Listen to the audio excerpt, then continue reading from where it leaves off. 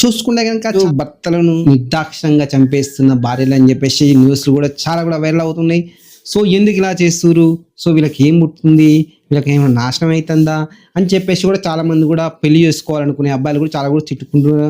అరే బాబు ఇలా కాక మాకు సంబంధం వచ్చింది, మేము ఒక పెళ్లి చేసుకుందాం అనుకుని ఎక్కడ దిక్కు అన్న న్యూస్ నాయన చూసుకుంటే కనుక మన వరంగల్ వర్ధనపేట కావచ్చు, నెల్లూరు కావచ్చు, గుంటూరు కావచ్చు, ములుగు వెంకటాపూర్ కావచ్చు, భువనగిరి కావచ్చు, ఎక్కడ కాదు, ఒకటి కాదు, 2 కాదు, 3 కాదు, 4 కాదు, విచ్చల విడిగా కేసులు వస్తున్నాయని చెప్పేసి మనం మాట్లాడుకోవచ్చు.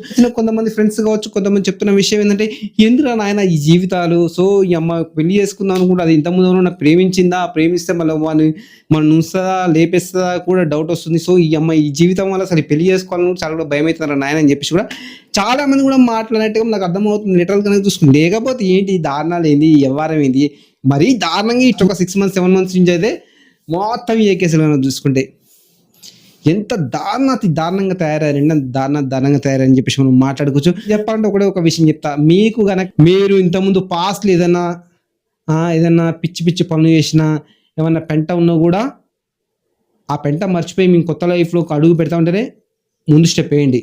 లేదు మాకు అదే కావాలనుకుంటే మాత్రం వాడితోటి వెళ్ళండి, వాడితోనే ఉండండి, ఆ గంగలైన దూకి సావండి. టు బీ ఫ్రాంక్ చెప్తున్నాను. ఎందుకంటే ఈ చూస్తున్న ఘటన చూస్తే నాకు ఇంతకంటే దరిద్రం కూడా మాట్లాడాలనిపిస్తుంది. బట్ ఏంటంటే కొద్దిగా ఆపేసిన నేను. ఇంత దారుణంగా వర్ధనపేట అంట, నంద్యాలంట, గుంటూరు అంట, ములుగు అంట, ఎక్కడ చూసినా మన యాదాద్రి భువనగిరి అంట, చిచి ఇంత దారుణంగా, ఇంత నీచంగా, ఇంత నికృష్టంగా దిగజారుతారని చెప్పేసి నేను అస్సలు అనుకోలేదు. లిటరల్గా చూస్తుంటే